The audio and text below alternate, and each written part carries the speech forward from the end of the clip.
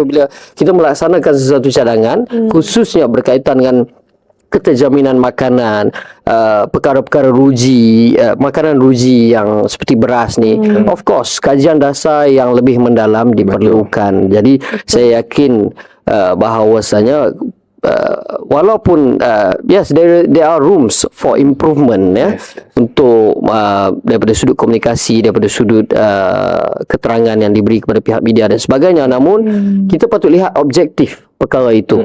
Kita zoom in pada objektif perkara itu untuk melihat apakah faedah yang dapat dinikmati oleh rakyat, khususnya dalam keadaan kita berdepan dengan pelbagai cabaran dan juga even the world is aware about food security. Jadi ini adalah salah satu aspek yang perlu dilihat tentang objektifnya, bukanlah daripada segi glitch communication itu semata-mata. But saya secara peribadi perlu akui bahawa there is a room for improvement when it comes to the communication. Okay, so Assalamualaikum warahmatullahi wabarakatuh. Salam sejahtera semua. So, seperti biasa, jom ngopi. Tapi apa yang menarik pada episod ni, kita ada kawan baru. Farah dah kenal lah minggu lepas. Fik, tak kenal lagi.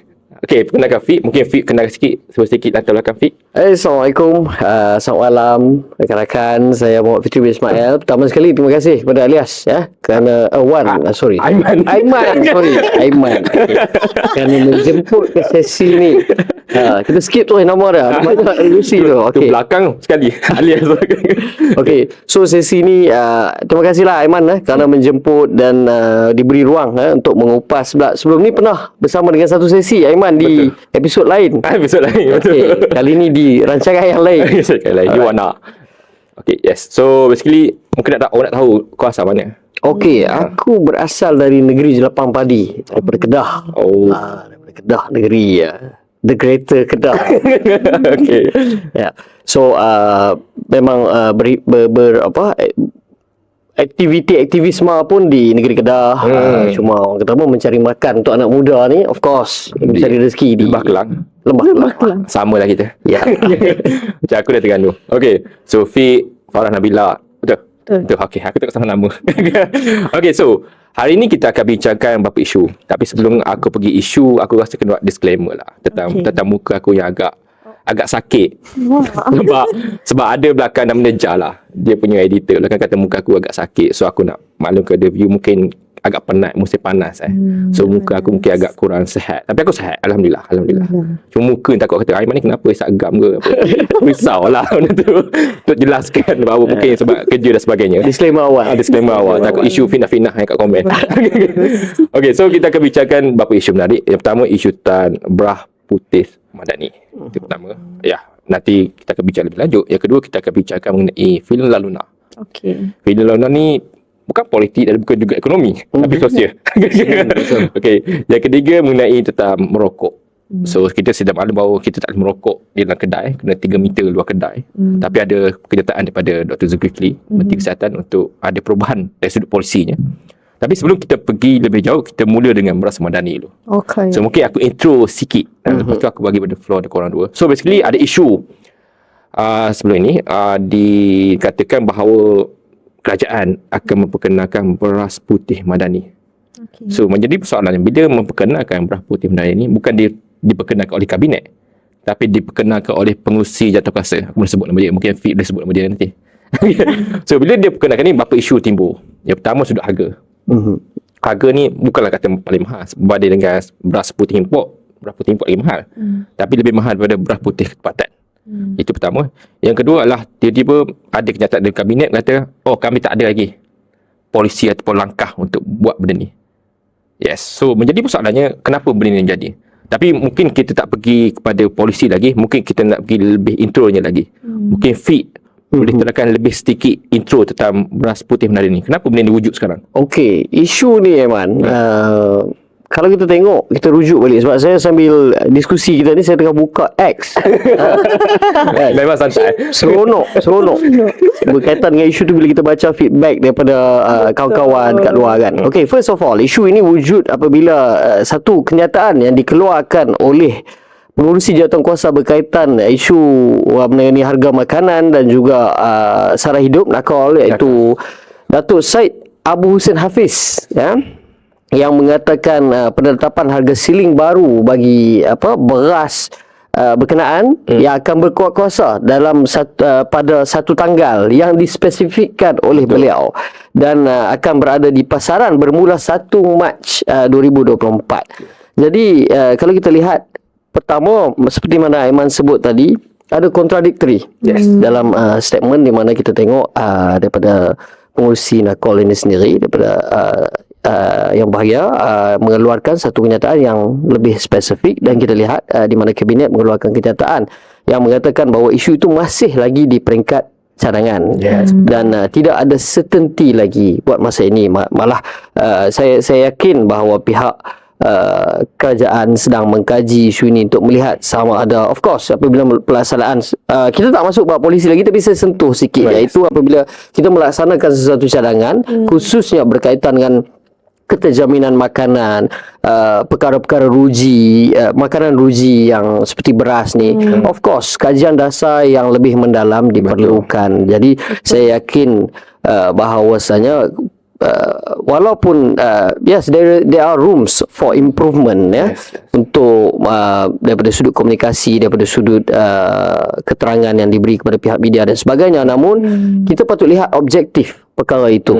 Kita zoom in pada objektif perkara itu untuk melihat apakah faedah yang dapat dinikmati oleh rakyat, khususnya dalam keadaan kita berdepan dengan pelbagai cabaran, dan juga even the world is aware about food security. Jadi ini adalah salah satu aspek yang perlu dilihat tentang objektifnya, bukanlah daripada segi glitch communication itu semata-mata. But saya secara peribadi perlu akui bahawa there is a room for improvement when it comes to the communication. So itu pendapat daripada Fitri. Farah macam mana pula? Okay. So first of all, bila cakap pasal objektif tadi kan, of course it's to sekat kartel, kan? Betul? So harga beras obviously macam minyak, anything else fluctuates, go up and down, go up and down. So penaikan di 90 sen, betul lah, naik 90 sen daripada RM2.4 kan, RM2 berapa lah, tak pasti data tu. Ingat kan? Okay, dia naik harga 90 sen tu okey lah sebenarnya. Sebab kalau benda tu dah boleh tetap, let's say for 5 years, for 10 years, harga tu boleh tetap, harga beras tu bagus lah kiranya. Yes, betul. Tapi masalahnya sekarang, you nak release statement, you release bagi full and thorough lah. You cakap kenapa you nak buat benda ni, berapa lama, berapa lama you nak tetapkan harga ni, and siapa yang terlibat, siapa yang tak terlibat, apa function. Sebab apa function dia buat ni is for food security kan. Kalau you tak transparent, apa relationship you dengan rakyat sebenarnya? Betul. So mungkin sebab aku tengok semua orang tengah agak play safe, mungkin aku cocok soalan-soalan panas sikit. Okay, so kita sudah maklum bahawa objektif dia jelas, memang jelas. Tapi itu selepas PMX lah, katakan orang kartel. Tapi persoalan besarnya adalah, jika beras ini diwujudkan di masa depan, kita tak tahu bila, masih perbincangan, adakah dia akan betul-betul dapat mengawal kartel itu? Ini persoalan besarnya. Sebab dari sudut teori senang, kata dari sudut kerajaan. Tapi kita sedar bahawa kartel ni bukan bersifat luar kerajaan, tapi dalam kerajaan juga ada. Betul. So, soalannya adalah, bagi pula korang, adakah pelaksanaan beras madani ini akan mampu untuk mengawal kartel yang berlaku dalam industri beras ni? Kita mula dengan Fit dulu lah. Okey. Merujuk kepada kenyataan yang dikeluarkan oleh Yang Amat Berhormat Perdana Menteri hari ini, Hari ini, yes, betul. Yes, yang mana beliau mengatakan bahawa one of the objectives, seperti mana yang Farah mention tadi, adalah untuk menyekat kewujudan kartel ini. Of course, dalam mana-mana industri makanan, basically mana-mana industri berkaitan dengan perniagaan lah, akan ada satu kelompok yang memonopoli, dan juga ada satu kelompok juga yang mengambil kesempatan, mungkin sebagai orang tengah ataupun mungkin sebagai mereka yang of course kalau makanan ruji ini menyembunyikan stok dan sebagainya. Jadi dengan adanya satu penyelarasan bagi saya, as I mentioned before, when we looked at the objective itself, kita tengok balik pada asasnya dan kita tengok apabila wujudnya penyelarasan ni, apa impact dia yang akan diberikan kepada masyarakat, khususnya dalam industri player itu sendiri. Bagaimana penyelarasan itu boleh membantu customkan semua industri player dengan satu nada dan satu benchmark daripada segi ceiling dan floornya. Jadi daripada sudut itu tidak ada lagi dengan ada keseragaman, tidak ada lagi player-player industri yang mungkin boleh mengambil kesempatan berdasarkan stok yang mereka ada mungkin pertama. Yang kedua mungkin berdasarkan pegangan market share yang mereka ada selama ni.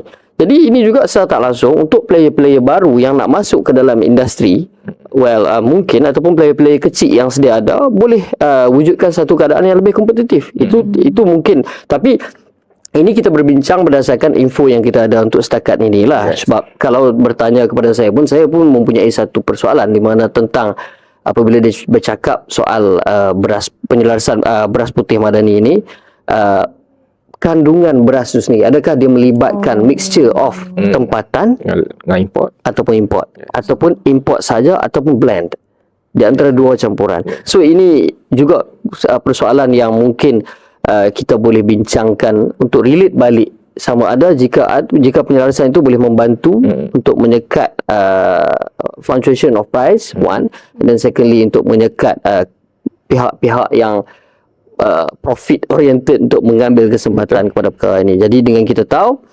structure penggunaan, kondisi beras yang nak digunakan, I think we can conclude that. But for now it's very immature kalau kita nak conclude lagi. So yes, cakap apa yang Fik katakan bahawa perlu ada penyelesaian yang menyeluruh. Isu ni pun timbul di mana CEO ke pengarah, aku lupa lah, pengarah Maidin mengeluarkan satu kenyataan bahawa bila Pengurusi Jabatan Kuasa ini menyatakan akan ada beras putih madani, menjadi persoalan besarnya adalah apa akan jadi dengan beras putih import. Adakah benda itu berterusan ke tak? So persoalan yang cuba aku timbulkan di sini adalah bahawa tidak ada keseragaman komunikasi antara pihak kerajaan dan juga pihak swasta. Kita faham dalam industri ataupun pelaksanaan polisi ni bukan hanya kerajaan hanya bergerak, tapi juga swasta. Sebab impact dia menyeluruh. So menjadi persoalan yang ingin tinggalkan kepada Farah. Dalam memastikan bahawa kerjasama itu ada antara pihak kerajaan dengan swasta, apa perkara utama yang kerajaan perlu lakukan dalam mencapai satu kefahaman dalam melaksanakan beras putih madani jika dilakukanlah di masa hadapan? Kepada Farah. Jajak ulang balik. Soalannya adalah apa metod kerjasama ataupun apa benda yang boleh dilakukan secara bersama oleh kerajaan dan juga swasta dalam memastikan pelaksanaan beras putih madani ini lebih menyeluruh, yang menyeluruh kepada masyarakat yang merangkumi pihak kerajaan juga pihak swasta. Apa kerjasama yang boleh dilakukan dalam memastikan pelaksanaan beras putih ini berkesan lah? I think sekarang kerajaan, untuk jawab soalan tu kan, I think kerajaan sekarang dah take the first step, which is put a benchmark price. Kan, betul.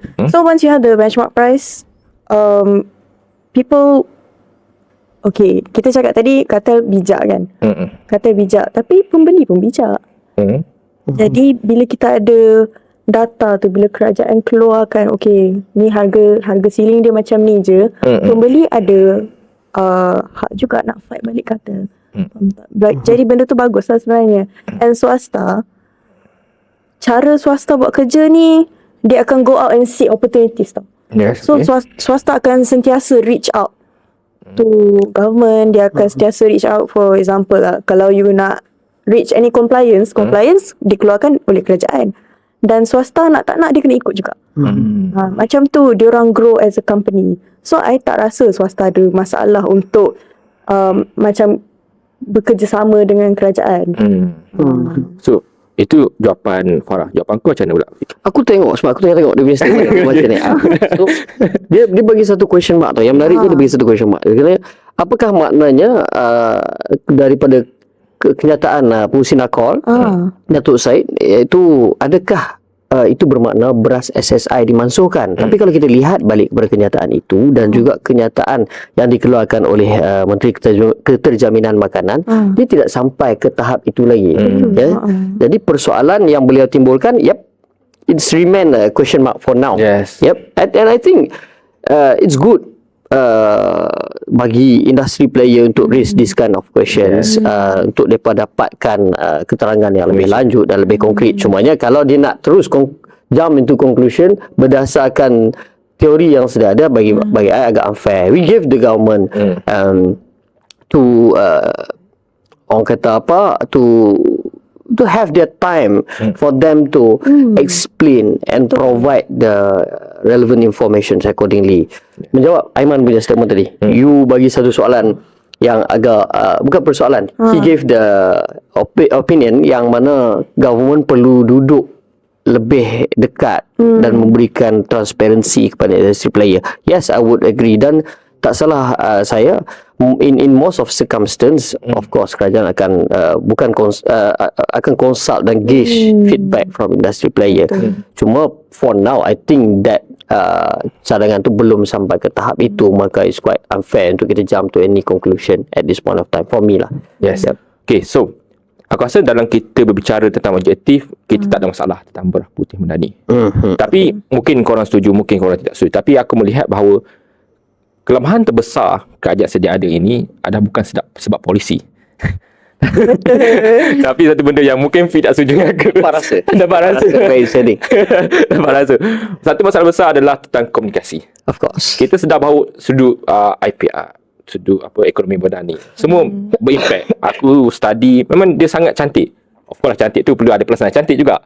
Tapi menjadi masalah bila nak dilaksanakan, orang A cakap B, orang C cakap D.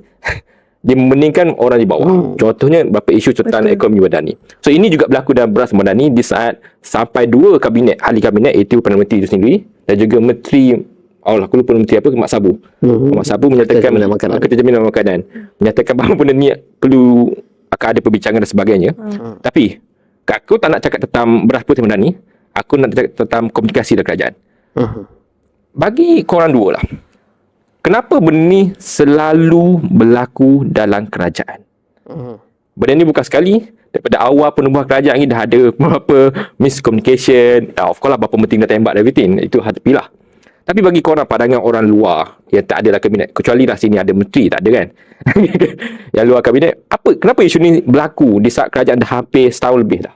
Masih berlaku komunikasi yang tidak cekak ni. Mungkin kita start dengan Farah lebih baik. Farah. Farah. Okay. Tapi kita discuss dari hati. I think it's marketing. Okay, teruskan. Okay, menarik. I think it's marketing. I rasa orang-orang politician kita ni bukannya orang bodoh. Diorang bijak je. Sebab diorang selalu naikkan topik yang sama tapi dari different views. Macam tu lah diorang keep the politics going. Oh, that is very rare opinion. Very rare. Tapi diorang memang baseline lah, diorang suka gaduh whatever. Itu memang politik lah kan. Tapi it's also marketing. You nampak, you buat hal macam ni, orang tengok tau. You buat macam you ni tak boleh bekerja kan. Orang tengok, orang akan demand for more. Dari situ kita boleh tahu rakyat apa sebenarnya. Uish, kuat menarik. Aku tak terfikir ke sini. Dia ambil daripada sudut positif.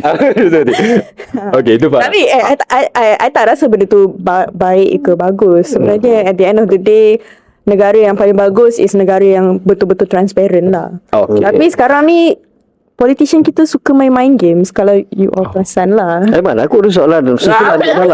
Farah boleh. Okay, teruskan. Tapi Jan, kalau okay, you said bagus. I think you came from the maturity of the political system to itself kan, when it comes to the various statements yang boleh dapat feedback dari rakyat. Tapi how about daripada sudut pelaburan? Kan menarik. Apabila ada uncertainty ni, selalunya pelabur akan tak berminat lah benda macam tu. Yes, tak berminat. Dia perlukan benda yang certain, yang aku masuk aku dapat profit. Yes. Kita politician cakap dengan rakyat through the news. Politician cakap dengan pelabur over coffee. Okay. Itu real case tadi kan. Okay, aku tak nak fikir situ. Agak rare. But it's possible. It's possible. Yes, possible. Yeah. Of course ada perbincangan dengan pelabur, bukan di public, di belakang. Of course, kalau aku pun nak set up business aku, of course aku akan set up the blueprint and then to Yes. see the gaps between our organisation against the government policies. Yes. Kan? Yes, tapi yes. Mungkin lah. Mungkin aku bagi opini aku lah. Boleh. Boleh. So aku melihat bagi aku apa yang Farah kata benda yang menarik. Tapi aku tak nak terfikir ke situ. Jujur dari hati aku. Jujur dari hati nurani aku tak pernah terfikir ke situ. Tapi bagi aku cabaran terbesar peneliti sekarang adalah segmen parti yang berbeza dalam kerajaan. Okay, kenapa aku cakap begini adalah dalam kita berbicara tentang sekarang adalah kerajaan perpaduan, sudah pasti dia ada ketuanya masing-masing. Kita cakap kat sini contoh di PH, sudah pasti kita ada peneliti itu sendiri. Tapi kita sedar bahawa satu segmen lagi itu Barisan Nasional. Ialah kita ada Zahid Hamidi. Aku melihat benda ini adalah benda yang paling mencabar sebab dia bukan bawah satu pusat kuasa yang sama. Of course peneliti itu sama, tapi dalam parti itu berbeza. Tapi mungkin ini menjadi cabaran paling besar kepada peneliti adalah untuk memberi penekanan secara konsisten kepada kabinet dan juga kepada pengurusi jawatankuasa. Aku rasa kabinet dah okey sikit, tapi kepada individu yang mempunyai kuasa dalam kerajaan. Sebab aku mungkin tak setuju dengan apa Farah kata, aku mungkin berbeza. Aku melihat sebagai budak ekonomi, bila ada miscommunication yang banyak, aku sebagai pelabur, aku rasa benda tu dapat serabut. Itu opini aku dari hati nurani. Di saat aku tak ada apa-apa. So financial implication lah. Yes. Sebab isu kerajaan adalah untuk menerangkan suatu benda dengan jelas. Betul. Bila menerangkan sesuatu dengan jelas, orang public satu jelas. Orang di luar Malaysia ni, itu investor ni lagi jelas. Sebab mereka mungkin Farah mungkin ada maklumat yang aku tak ada. Itu ada perbincangan di belakang. Tapi aku melihat sebagai orang yang study ekonomi, benda tu tak sihat untuk ekonomi. Sebab dia mengganggu perancangan dan akhirnya Keyakinan pelabur. keyakinan pelabur dan akhirnya membuat cadangan ataupun inisiatif tak menarik. Sebab terlalu banyak misinformation dan sebagainya. Itu opini aku. Tapi mungkin fit tambah sikit boleh. Okay, aku nak fit macam biasa 50-50. I tend to be agree with Farah punya statement tadi dan tend to be agree with your statement tadi. Okay. Sebab from political insight, yes, I would agree with you. Kalau kita tengok ambil topik beras putih madani ni, kita tengok there are different versions from different leaders from different parties. Kalau kita tengok YBM, Menteri Ketajaman Makanan, mungkin sebab dia ada gel dengan the current pentadbir, so the statement is quite consistent. Tapi kalau kita tengok di mana ada setengah leader, saya tak yakut nama kot kan, dia cuba menjadikan isu ini dan mengambil sikap heroik, walaupun dalam koalisi yang sama, which itu adalah indahnya negaraku Malaysia. So itu part of politik, approach biasalah tu. Untuk statement Farah tadi, sebenarnya konteks Farah tadi, I think most of the youngster will think from that perspective. I think. Yeah, that's true. Sebab Kita orang tua Kita tua kita doa. Okay. Tak, maksud aku di sini sebab kalau kita tengok apa yang Farah cakap tu tadi, kita boleh relate kepada development of political maturity, di mana memberi ruang kepada rakyat untuk menilai berdasarkan keadaan yang memang sedia ada. Be transparent with the rakyat, be transparent with the public about what's going on apa semua. Cuma uniknya kalau transparency tu because of lingered between the subject, okay, kita takut yes, of course, setiap benda dia akan ada ripple effect dah. Yes. So kalau ripple effect dia lead kepada confusion, it depends on the reader lah. Yes. Macam mana rakyat tu perceive benda tu. So kalau rakyat perceive benda ni sebagai confused, maka rakyat perlu dibantu daripada segi penerangan yang lebih objektif. Kalau rakyat yang mungkin lebih suka untuk buat research, dia akan perceive benda ni sebagai satu benda yang lebih benefited. Yes, betul. So yes, aku rasa untuk sesi pertama Fit dah bagi pendapat yang jelas dan apa yang berlaku tentang berapa madani. Farah juga sama, aku juga bagi pendapat sedikit. Habis segmen pertama, kita pergi segmen kedua. Boleh. Itu mengenai bukan politik dan juga bukan ekonomi, agak ringan. Ini menarik. agak ringan. Itu mengenai filem. So di Netflix lah, aku suka Netflix. Yes, betul. Kat Netflix ada satu filem namanya La Luna. filem ni lah banyak je filem jadi sensitif, jadi isu dan sebagainya. Tapi filem ni agak menarik sebab dia masih ada perbincangan di saat video ini ataupun recording ni berlaku. So filem ni mengenai, nama filem ni adalah Filem Laluna, mengenai satu kisah di kampung. Aku lupa nama kampung tu. Nama kampung tu agak pelik, tapi mengisahkan tentang kecurangan yang berlaku di dalam kampung itu, mengenai tentang ketua kampung dan beberapa segmen macam dalam kampung. So apa menjadi isu dalam, aku bagi intro lah, mengenai filem ini adalah di saat bahawa ada orang mengatakan filem ini cuba untuk memperlekehkan Islam itu sendiri. Sebab antara intronya dalam filem ini adalah kisahnya adalah ketua kampung itu digambarkan sebagai orang yang Islami, digambarkan dia dengan bekas serban, Tok Hassan. serban dan sebagainya. Dia juga mengawal surau masjid itu sendiri. Dia juga menetapkan peraturan bahawa tidak boleh ada gambar yang tidak bertudung di kampung itu. Juga ada pemisahan di bus stop antara lelaki dan perempuan.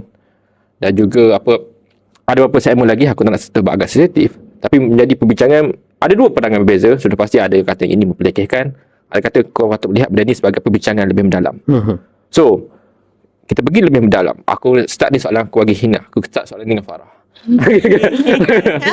So kita, Farah dah tengok? Dah. Ya, cantik.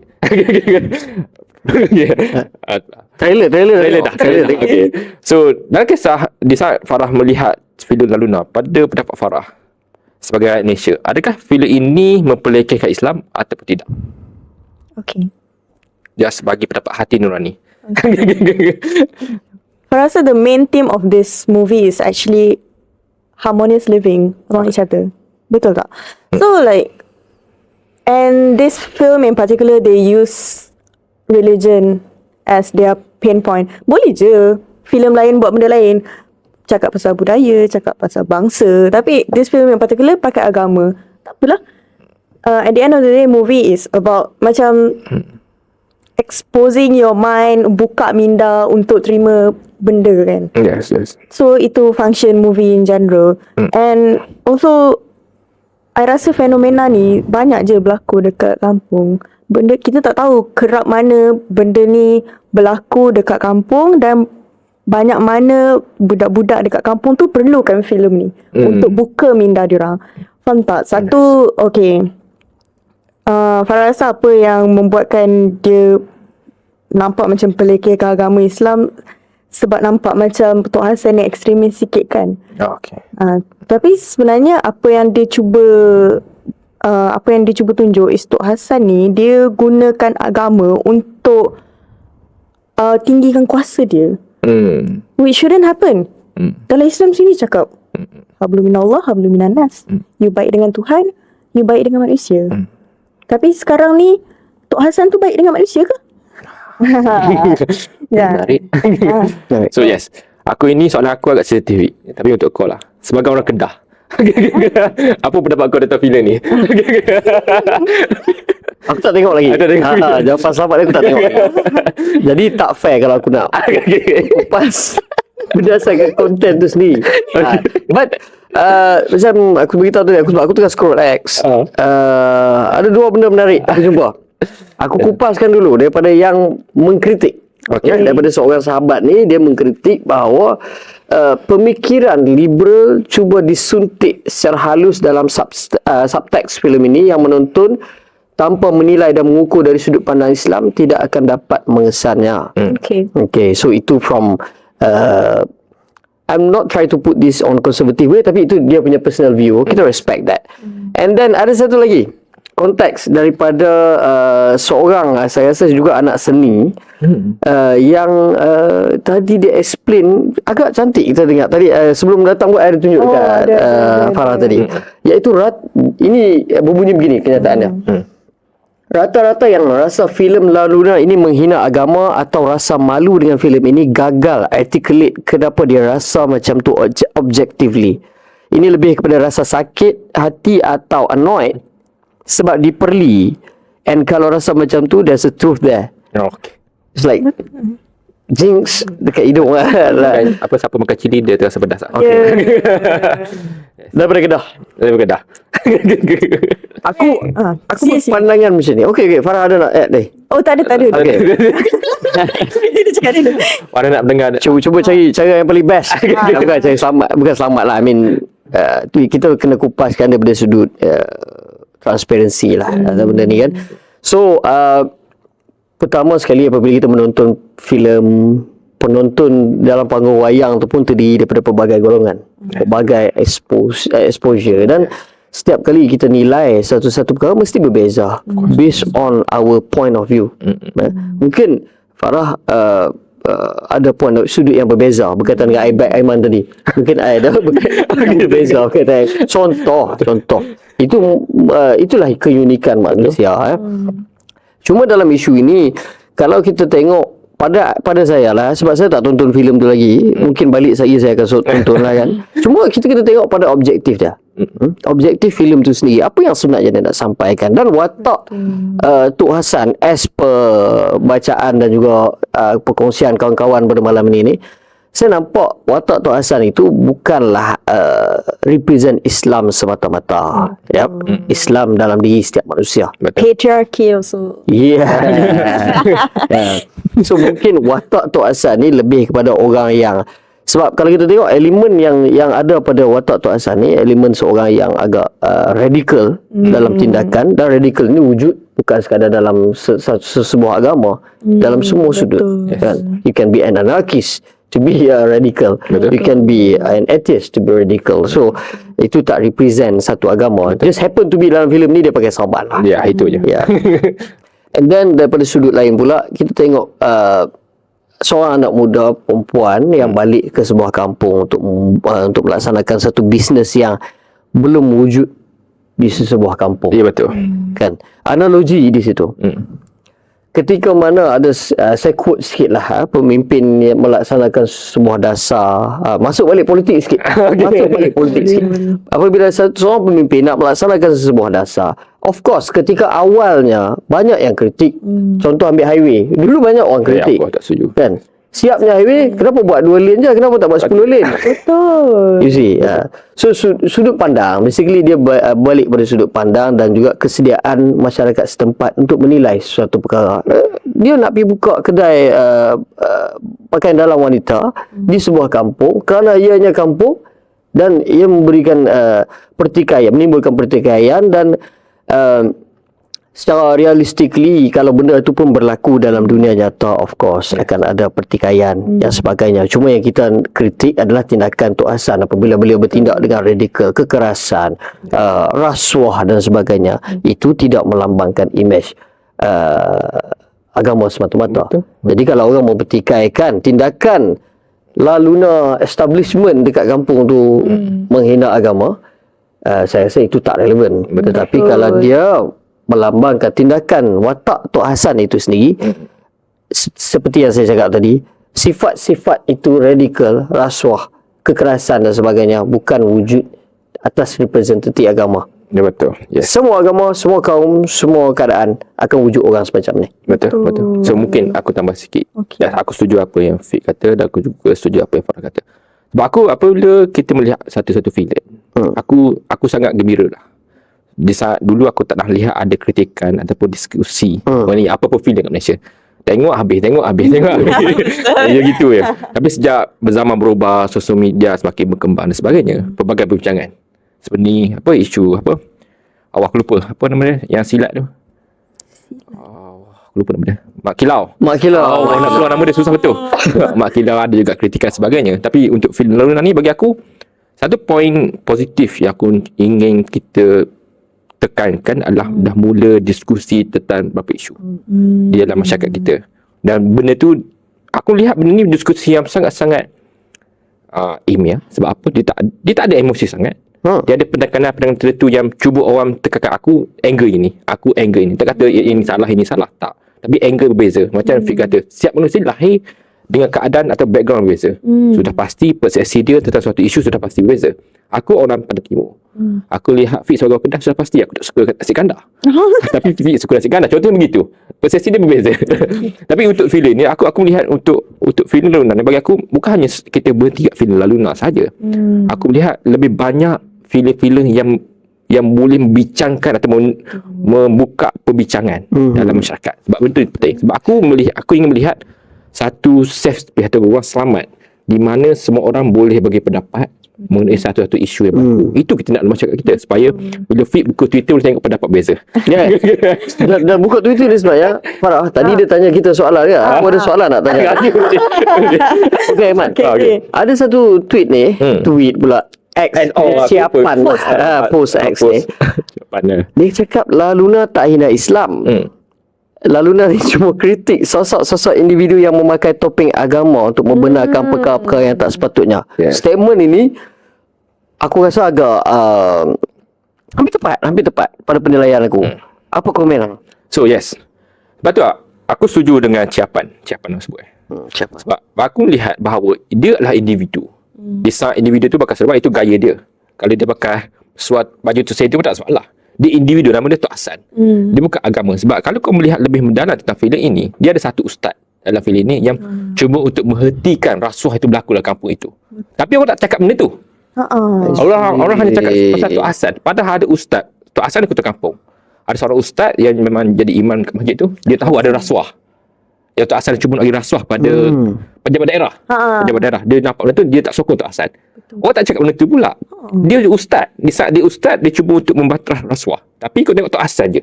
Ini. Aku rasa kita kena buka perbincangan bahawa kita perlu melihat benda ni bukan sekadar emosi. Sebab bila keseban, menggelabah.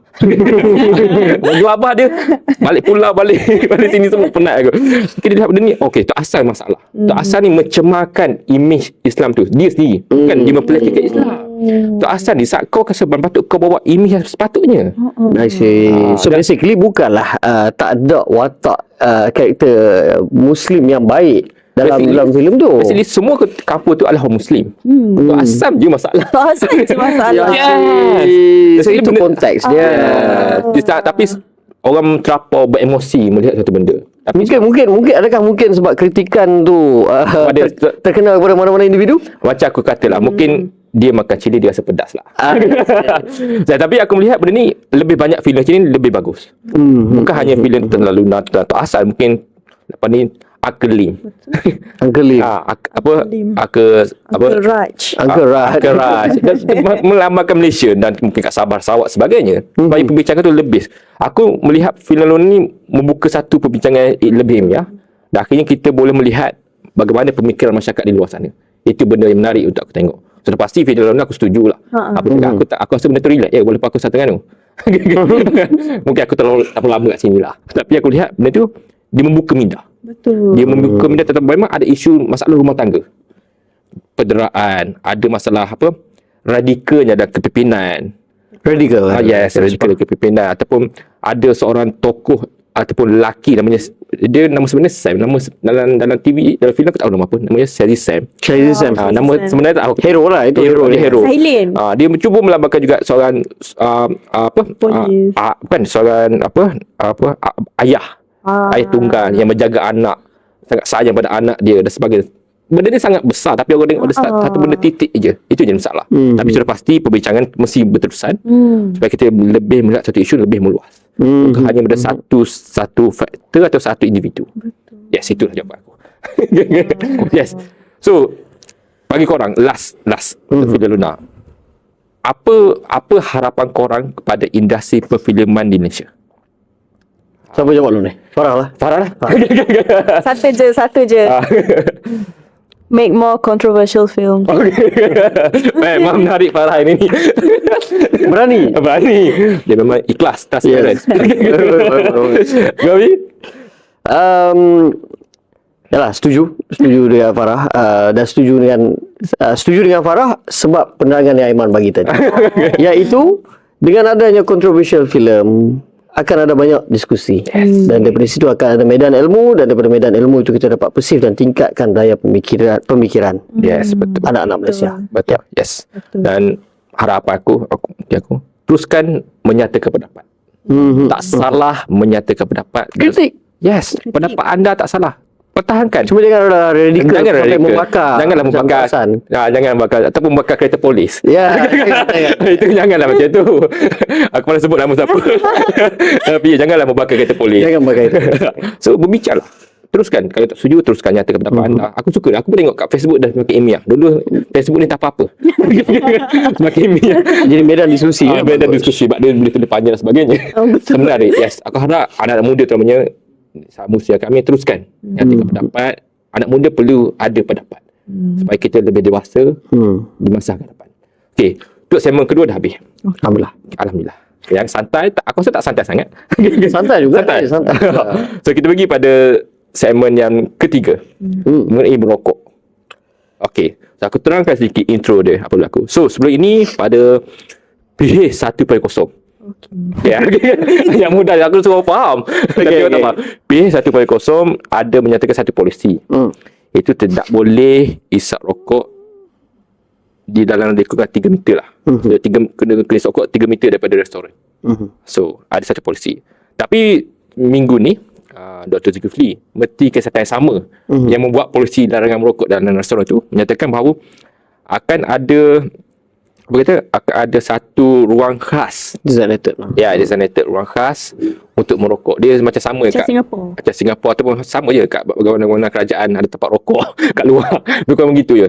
So patutnya wujud cadangan ini sebab ada beberapa kedai yang dia berada di tempat yang sempit, di lorong ataupun dia sangat rapat di atas satu sama lain menyebabkan tak ada ruang yang cukup untuk orang isap rokok. So sudah pasti pelbagai isu dibangkitkan mengatakan bahawa ini adalah U-turn daripada kerajaan dan sebagainya. So pasti ada setujulah. So menjadi persoalan besarnya adalah adakah apa yang Dr. Zulkifli buat ini betul untuk melonggarkan sedikit dengan mewujudkan ruang untuk isap rokok. So soalan ini yang pertama kita bagi Farah. Fitri? Boleh. Okey, Fitri. Lagi ada soalan untuk orang. Okey. Aku rujuk statement 2018 daripada Timbalan Menteri Kesihatan pada ketika itu. PH 1.0. Yes. Di mana Aiman sebut tadi. Di mana pada ketika itu kerajaan menolak cadangan pengusaha restoran di negara ini untuk menyediakan satu designated area untuk merokok susulan larangan merokok yang dienforcekan pada ketika itu. Dan the recent development pun masih dalam peringkat cadangan, bukan pelaksanaan lagi daripada Yang Berhormat Menteri Kesihatan, iaitu untuk mengadakan satu designated smoking area in a restaurant or in any facility. From my point of view, realistically, sekarang kalau kita pergi ke setengah restoran yang yang open air terbuka, I dare to bet you memang akan ada orang yang merokok selepas di situ.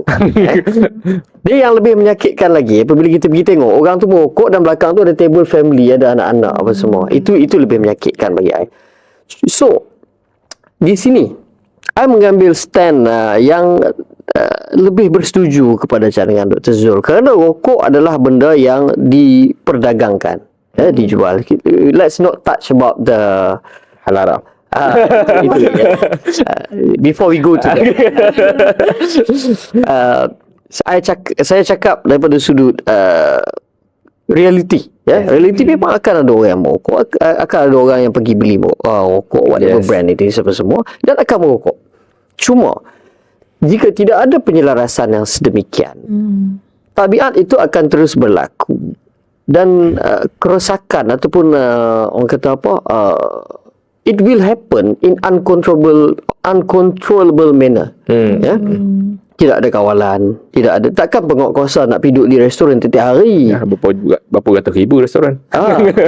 The first few weeks maybe you boleh aktifkan you punya forces untuk pergi melawat, buat spot check dan sebagainya, tapi benda ini perlulah infiltrated as habit. Dan kalau kita pergi ke kawasan-kawasan seperti lapangan terbang dan sebagainya, dia memang disediakan satu designated smoking area. Sebab apa? Sebab untuk mengelakkan orang-orang atau perokok-perokok tega ni cari pot isap rokok sembunyi-sembunyi. Ya, betul. Dalam tandas dan sebagainya. Dalam tandas dan sebagainya. Dan it will cause more harm than benefit. Yes, betul. Jadi bagi I, it is not U-turn. For me, it's a maturity in opinion.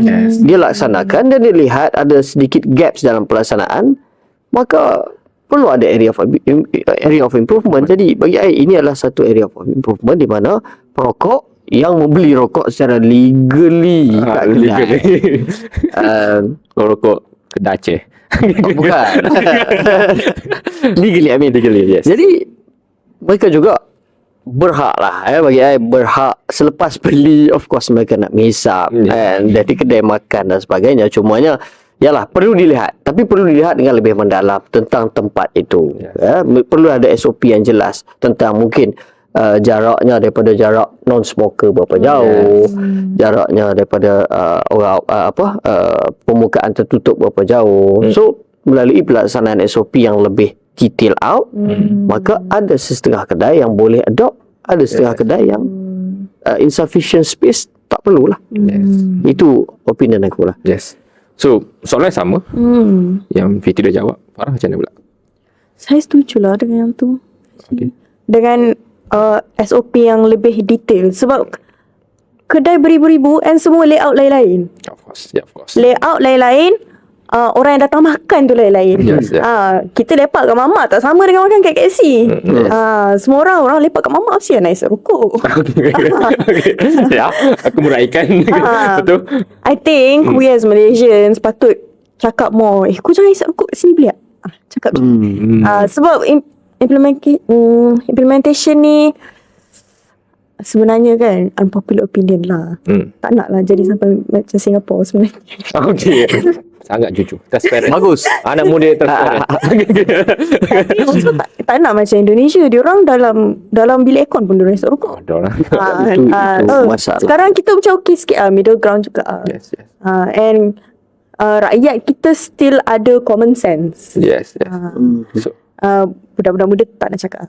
No okay. comment.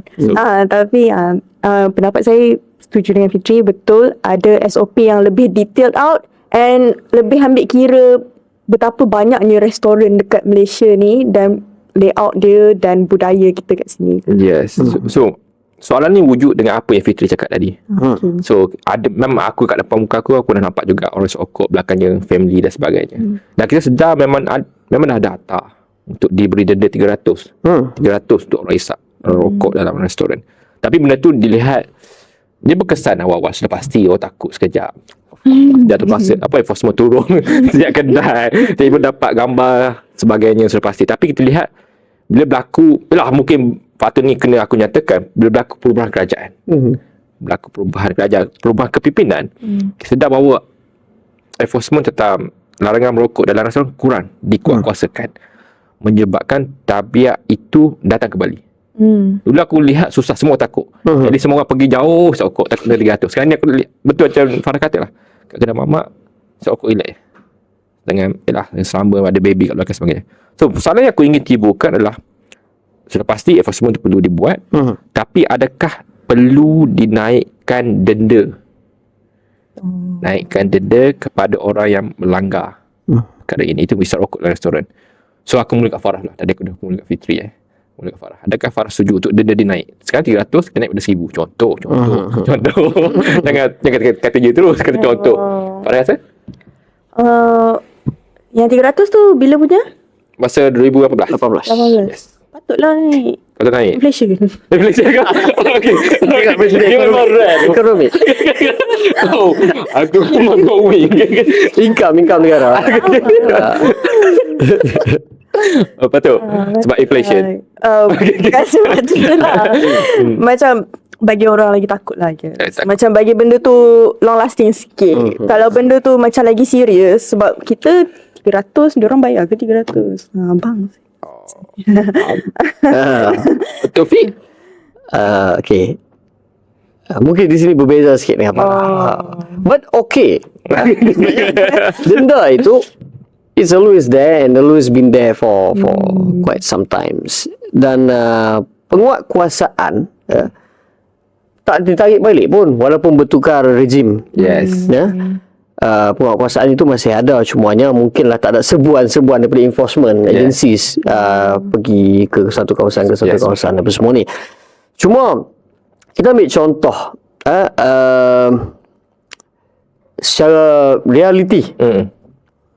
cakap phone sekarang memandu sambil cakap phone sekarang dah dikira non-compoundable punya kesalahan tau. You straight away will go to mahkamah and then dia Dia kena blacklist lah kalau tak bayar.